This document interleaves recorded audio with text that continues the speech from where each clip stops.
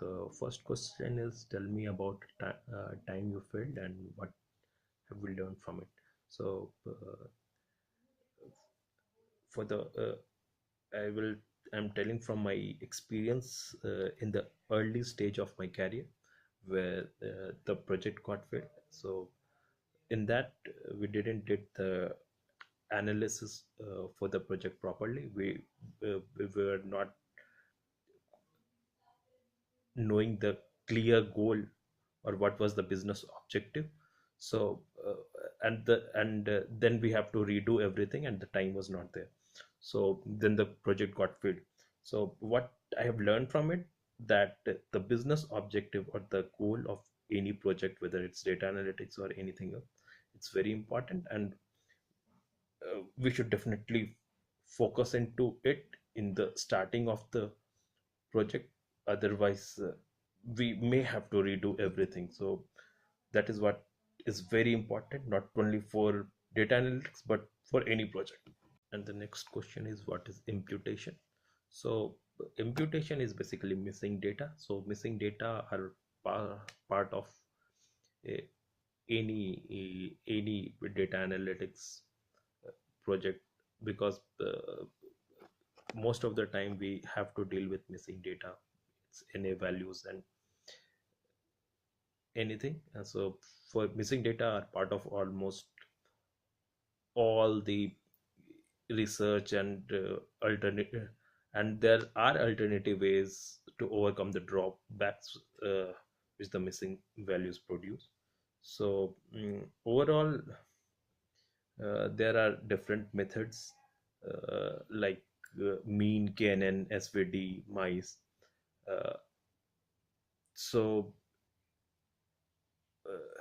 it is not surprising for mean in regards to simplicity of the methodology. The method does not make use of underlying correlation structure of the data and thus performs poorly. And KNN represent a natural improvement of mean that exploits the observed data structure. And mice are based on much more complex algorithms, and its behavior appears to be related to the size of data set. So these are few techniques to handle imputation. Next question is, why should I hire? What do you bring to the table over a fresher? So I'm experienced one. So it definitely the working experience definitely add on. So first, the value of working with a group of diverse people, which I have experienced. I've been very fortunate to get the critical global projects with strategic importance to the organization. The learning that I received while interacting with people from different cultures is immeasurable. So, and the second, working on some emerging digital technologies and their application for driving business results. In last 3 years, I had the opportunity to handle multiple projects in the area of data analytics as well as automation. So the skill set, how the organization works, that definitely helps.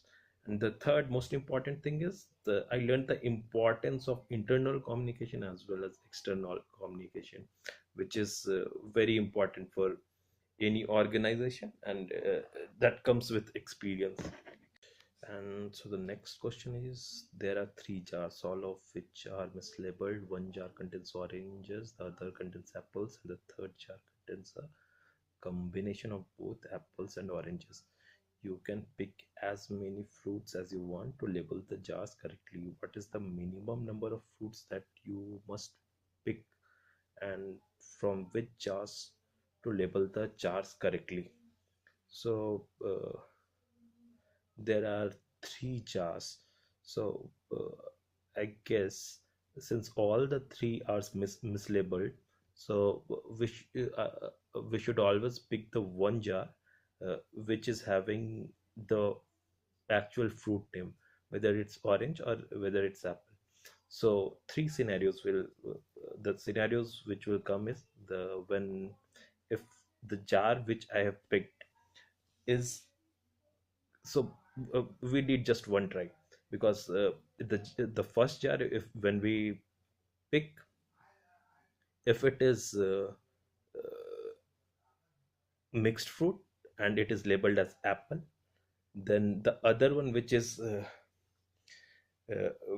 which is having labeled as orange, it will be containing of apple, and the other one having mixed will contain the apple, and the same scenario will happen again. So we just need uh, one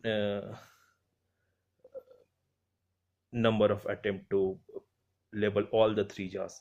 And how and but we should definitely pick the one which is not labeled as mixed category. We should always take the one which is labeled with apple or orange. And we know that the first jar, the jar which we will choose, if it is not mixed, then the other one having label as orange or apple will be the mixed one, and the other which is having mixed or uh, ap- apple, with other jar which is mixed, it will contain the other one. So basically one attempt is needed for this. Other question is, name some data analysis tools that you have worked with. So we have worked with R, Tableau. I've worked with R, Tableau, SQL, and basic Python for data analysis. The next question is, what is naive Bayes classification? Why is it naive? So naive Bayes classification simply stores the training data verbatim. Unlabeled test examples are then matched to the most similar records in training set using distance function, and the unlabeled examples is assigned to label of its neighbors. In spite of fact that naive algorithm is a very simple algorithm, it is capable of tackling extremely complex tasks such as identification of cancerous masses in.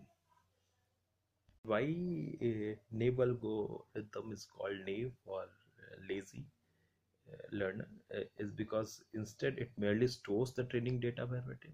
This allows the training phase, which is not actually training anything, to occur very rapidly. So it is basically not learning anything. That's why it is called